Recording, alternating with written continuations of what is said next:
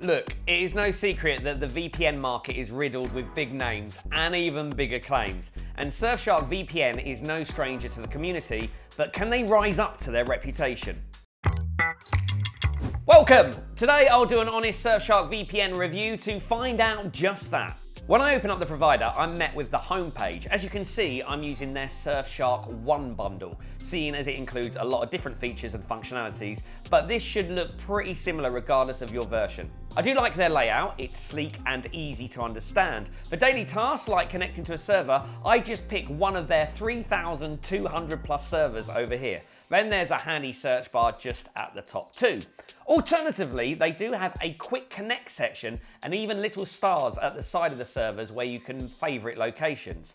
On that note, there's a lot of stuff that's customizable. In the VPN settings right here, I can change what the quick connect button does or choose which apps connect to the VPN via the bypasser. I can also change little things such as the theme so the bright interface doesn't burn my eyes out. Now, other Surfshark VPN features are on the left. This is quite nice because they are tucked away, not to confuse beginners, but easy enough to access still. Speaking of accessibility, the Surfshark 2023 version is available on all standard OS, yet your experiences can still vary. Like the aforementioned bypasser is for Windows and Android only. And if you want to benefit from their GPS spoofing feature, meaning you can change app locations, it is an Android exclusive capability. Besides that, it's all pretty much the same. So if you switch a platform, you don't need to learn how to use Surfshark VPN all over again. If you're just looking for an easy to use app that has a lot of versatility, then Surfshark is a solid bet, and you can use the links down below to get a really affordable price too. I always update those YouTube exclusive deals. Yeah, there's an elephant in the room. Surfshark's trustability. Well, let's call it a calf at this point because there isn't much controversy here. Yes, they did merge with NordVPN, but otherwise they operate independently and only share knowledge, so not really a monopoly at this point. Otherwise, my Surfshark VPN review in terms of security goes on to whether they can keep your data safe. The main benefit of a VPN after all. Speaking of specifics, I'd have to talk about their security architecture first. Your data is not stored. That is evident in their RAM-only servers, which wipe all data clean after reboot. Plus, data retention, or the lack of it, just isn't up to the servers. They have a no logs policy, which I was dubious about up until recently they had it audited to prove its legitimacy. If I was to answer, can you trust Surfshark? With these things in consideration, it would be a yes. Yeah. It doesn't stop there. There's pretty solid encryption, which safeguards my browsing and private data every time I am connected to a server. In short, it is unhackable. Then the kill switch, albeit a fairly boring topic, but when I tested it out, I had no IP or DNS leaks. This is because it cuts your connection to the internet if your VPN connection fails. Yet, it isn't all coming up roses. Surfshark's jurisdiction lies within the Netherlands, a country that is part of the Nine Eyes Alliance. No, it isn't a character from Doctor Who, sporting bad hair and extra eyes. This is unfortunately an intelligent sharing alliance. Dun dun dun! And then there's speed. This is also a big denominator before making up your mind about which VPN might be right. A little reminder, I'm a new channel and looking to reach 1,000 subscribers, so please join for more speed tests and honest reviews. Anyway, this Surfshark VPN review shouldn't solely be based on my opinions and insights, so I ran some tests as always, looking at major locations, both close and far away, to get a fair Surfshark speed test. As always, keep in mind the server load and your proximity to the servers can give you different results. The outcome was clear. Here's my speed test result on UK servers with a 300 megabytes per second baseline. Sure, a small drop is not really something you can physically feel when browsing. Then, when I went on to test the more distant servers like Australia or the US, I didn't see a significant change here either. Sure, at times they're slightly slower, but we're talking literal seconds.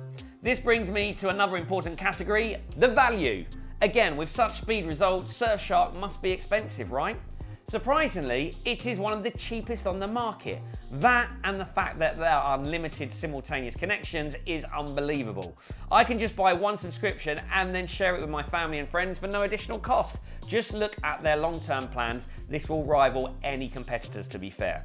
Now, what about the Surfshark One bundle? Is it actually worth it? Well, the biggest value of this bundle that I see comes from the antivirus. It's a fairly new product, but in my own experience, it's already pretty capable. Plus, it just got AV test verified, which really puts Surfshark on the market. It's pretty much on par with industry leaders such as Bitdefender or Norton. And this is where I tend to evaluate value. Sure, you get the security, speed, and all, but is there anything unique about Surfshark? Given an honest review of Surfshark VPN at a first glance, it doesn't really offer anything particularly groundbreaking when compared to some other industry top dogs. That is, until I looked a little closer. One of the most significant features that I use daily is Clean Web.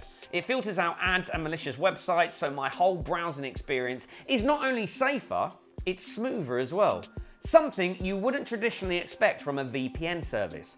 To further add to the browsing experience and overall safety, there's cross-site tracking blocking when you are connected to the rotating IP. Then there's the static IP feature. Though this isn't really a privacy feature as you get the same IP address each time, but it can help if you want to access daily stuff without having to solve a capture riddle.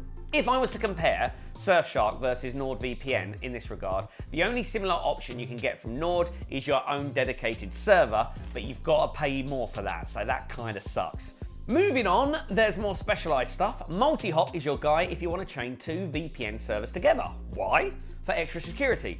I do really like that it is customizable, and it's probably the best implementation of this I've come across so far, seeing as I can choose both server locations, something other VPNs haven't yet figured out. Then there's stuff for users in more restrictive environments, the no borders mode and super private servers. I won't expand too much here, but if that's you, then you may be using these regularly. For the rest of you at home, something else you may use on the daily is streaming and torrenting capabilities. I'm sure it is no secret that a VPN can help access a lot of content otherwise unavailable depending on your region or country.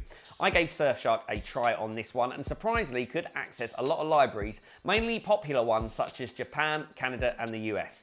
While I can say it is one of the most consistent in terms of streaming and can even access various different platforms, I did run into a few servers that were blocked or flagged by the service. That's normal, platforms do this, so I just had to change servers and refresh my browser. Worked like a charm. So is Surfshark good for streaming? Yep, it is one of the best I have tried this year. What about torrenting? A VPN can not only make it more secure and private, but increase your torrenting speeds. Surfshark does have optimized servers for this, and what surprised me is that all of their servers are P2P optimized. The only downside here is that there's no SOC S5 proxy or port forwarding. Come on Surfshark, why still behind on the torrenting exclusives? Having said that, I'd answer yes to, is Surfshark good for torrenting? Simply because they're affordable and the speeds are good. So, what is the takeaway of my Surfshark review?